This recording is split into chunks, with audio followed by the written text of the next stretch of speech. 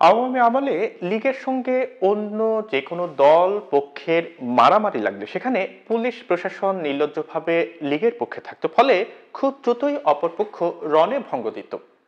নিজের ভাইদের যখন দেখি একে অন্যের রক্তের নেশায় মাতে, তখন সত্যিকারের ভয় লাগে, আতঙ্ক লাগে, সবচেয়ে বেশি হতাশ লাগে।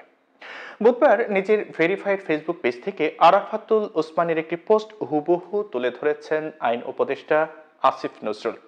ওই পোস্টে আরো উল্লেখ করা হয় যে বর্তমানে পুলিশ প্রশাসন বিভক্ত, কোনো রাজনৈতিক দলের একক দৌরাত্ম্য নেই আপাতত।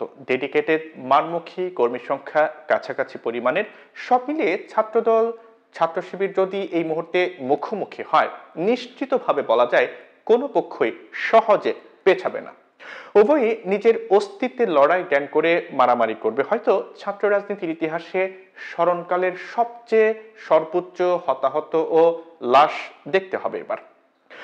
এই পোস্টে বলা হয় যে অত্যন্ত হতাশ লাগে এসব দেখে। ভয় জিনিসটা কখনো আমি ফিল করিনি কোনো ব্যাপারে, জেদের কারণে নাকি আমার মাথায় সমস্যা জানি না, যে কোনো হুমকিকে চ্যালেঞ্জ হিসেবে নিয়েছি সবসময়। কিন্তু নিজের ভাইদের যখন দেখি একে অন্যের রক্তের নেশায় মাতে, তখন সত্যিকারের ভয় লাগে, আতঙ্ক লাগে, সবচেয়ে বেশি হতাশ লাগে।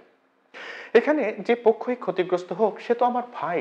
6 মাস আগেও একসঙ্গে টিয়ার গ্যাস, রাবার বুলেট খেয়েছি। এখন এসে তাদের মধ্যে হওয়া গ্যাঞ্জাম কোনোভাবেই বিন্দু মাত্র সুখকর কিছু হতেই পারে না।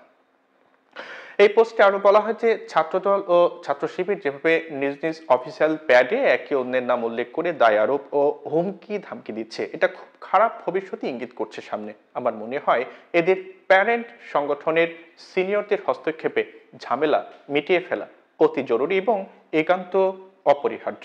আল্লাহ সবাইকে হেফাজত করুক, সঠিক জ্ঞান বুঝ দিক, আমিন, বলা হয় ওই শেয়ার করা স্ট্যাটাসে।